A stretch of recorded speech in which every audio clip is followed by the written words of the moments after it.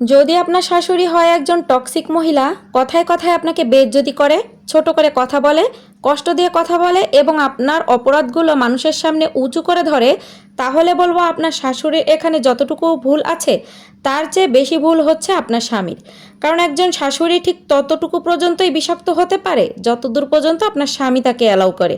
আপনার স্বামীকে এ বিষয়ে কিছু বলতে গেলেই আপনি হয়তো আপনার স্বামীর কাছ থেকে সবসময় এই কথাটা শুনছেন, ওনার স্বভাবই এমন, তুমি সহ্য করো, আমি কিছু বলতে গেলেই বাড়ির পরিবেশ নষ্ট হয়ে যাবে। তাহলে সরি টু সে ভাই, আপনার বাড়ির পরিবেশ অলরেডি খারাপ হয়েই গেছে। আপনি আপনার স্ত্রীকে সবসময় দুঃখী দেখছেন, ডিপ্রেশনে দেখছেন এবং এটার একটা প্রভাবও আপনার দাম্পত্য জীবনে এবং আপনার সন্তানের উপর এসে পড়ছে, এবং যেটাতে কোনো পদক্ষেপ না নিয়ে আপনি সমর্থনও করছেন। এখানে একজন হাজব্যান্ডের তার স্ত্রীর প্রতি পজিটিভ হওয়াও জরুরি। অতিরিক্ত অন্ধভক্তি কোনো ভালো লক্ষণ নয়। না হলে খুব তাড়াতাড়ি এমন একটা দিন আসবে যেদিন আপনার স্ত্রী আপনার বাড়ির লোকজনদেরকে তো সম্মান করবেই না, উল্টো নিজের হাজব্যান্ডের প্রতিও সম্মান ভালোবাসা কমতে থাকবে। সেটা আপনার বাচ্চাদের জন্য খুব একটা ভালো কথা না।